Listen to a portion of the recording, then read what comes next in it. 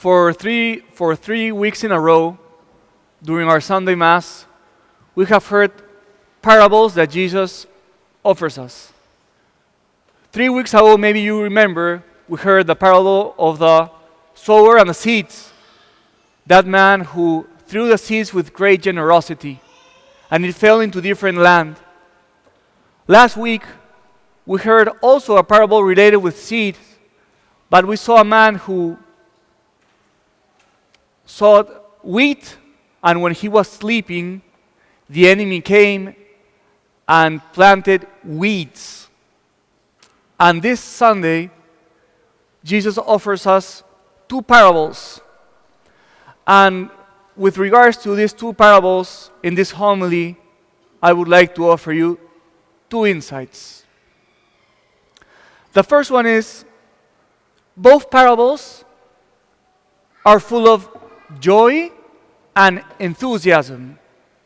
When you come to think about it, the man that finds the treasure and the man that finds also the great pearl, both of these two men, they become full of joy and enthusiasm when they find something so valuable and so important for their own lives.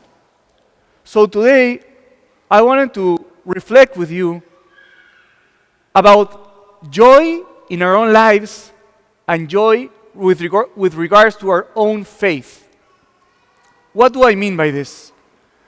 When we look at the Gospels and when we look at the life of the apostles, something that really is easy to perceive is when the apostles found Jesus, the apostles were full of joy about this encounter.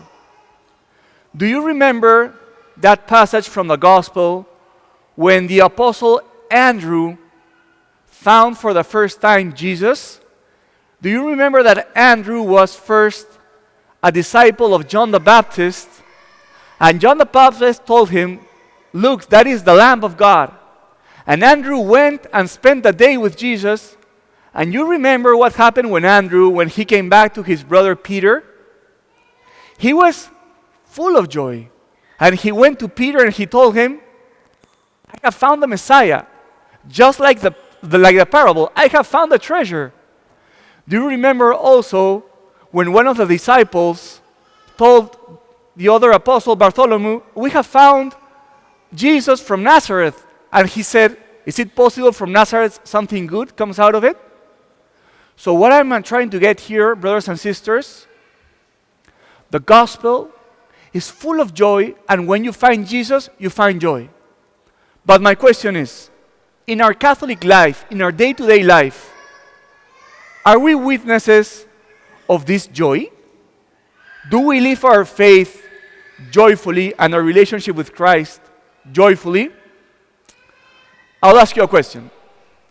Sometimes, for example, people, instead of feeling joyful about their faith, sometimes people feel that their faith is a burden they have to carry with.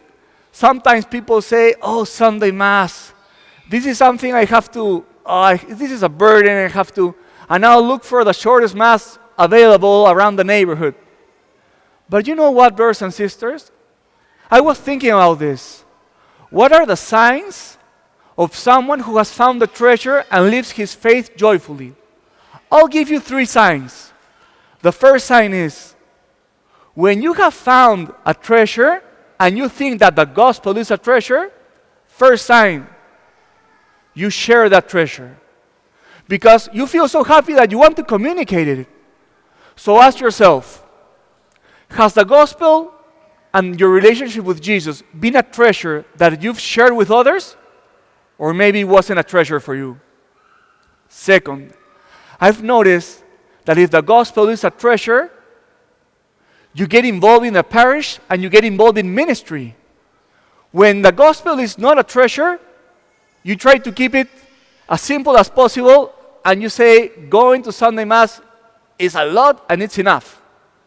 But when you think that the gospel is a treasure, you want to get involved, and you want to serve, and you want to give more of yourself, because you found something so beautiful and so worthwhile that you can't have enough of it. So if you're listening to me and you're not involved in a ministry, think about it. If this was a treasure for you, you would want to share it more and you would like to appreciate and take more part in it. And third, I also think that if the gospel was really a treasure for us, our life would be full of joy and happiness. I'll ask you a question. Do you think that for the world, is there something more persuasive than finding a Catholic full of joy? And I really think, for example, for me as a priest, you know what really led me into the priesthood?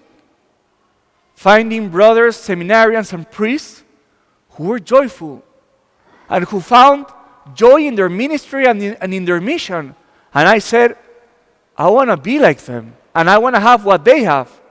The question is, when people see us, when people who are non-believers or maybe lapsed Catholics, do we have an attractive joy to offer them that they don't have? So first insight is, if you have really found the treasure like the apostles did, our life would be full of joy. And I think we have to work our best to live this joy and share it with others. Second insight, and this is the last one. It is true that the treasure comes for free. Like we encounter the treasure for free. We don't have to pay for it. The apostles didn't have to pay to find Jesus. Jesus found them. But if you wanna own the treasure comes at a cost. So again, the treasure comes for free, but if you really want to own it, there's a price you have to pay. What is the price? Everything. You have to sell everything, and that's what these characters from the gospel did. They sold everything to get this treasure. Why? Because they understood that it was so valuable that everything was nothing compared to this treasure. So, what is my question for you guys and for my own life? Have we really sold everything to acquire this treasure? Or let me put it this way. Many times, between Jesus and us, there are many obstacles in the way. Many obstacles. And each of us, we have different obstacles that come between Jesus and ourselves. The question that this gospel poses is, are you capable of giving up everything so that nothing comes between Jesus and you can really possess that treasure? So the question is, what is coming between Jesus and you? What is that obstacle? And brothers and sisters, there's always one obstacle. If you tell me there's no obstacles, then you're a saint. And we're not saints yet. So there's always an obstacle. The question is, what is that obstacle? And are you capable of selling and sacrificing that obstacle? And I want to finish this homily with the example of a life of a saint who really sold everything to acquire that treasure. Have you guys heard about a saint called Saint Anthony of the Desert? He lived many years ago in Egypt around the 3rd century, and his story is very interesting. So he was a Christian, and he became an orphan at a young age. He had a younger sister, so it was only he and his younger sister. And in his heart, he was always meditating about how the first Christians sold everything they had, and they put the money that they got from selling their possessions, and they put it at the feet of the apostles, like the book of the Acts of the Apostles says.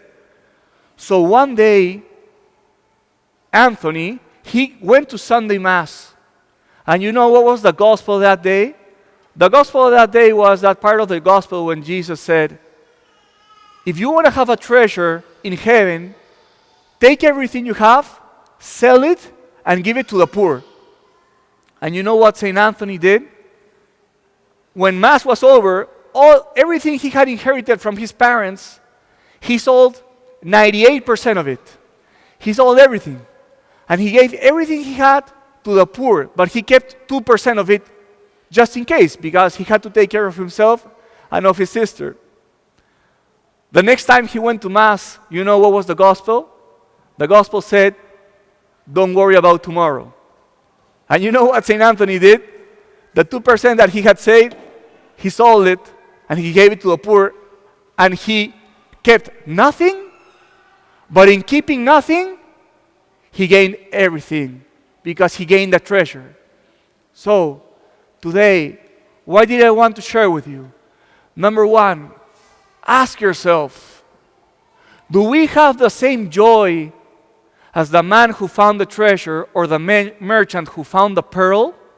If we had that joy, we would share it more, we would reflect this joy in our life, and we would be more involved in the parish. Listen to the opportunity I'm offering you. Get involved in the parish. Take up a ministry. Be able to share this joy with others. Second, remember that the treasure is free, but if you really want to enjoy this treasure, it comes at a cost. What is the cost? Everything. Ask yourself, what is an obstacle between you and Jesus? And think today about the great example of St. Anthony, who sold everything, 98%, and then the other 2%, and in selling 100%, he was a man who really enjoyed the treasure, and he became the first monk in the desert, and he was master of many disciples.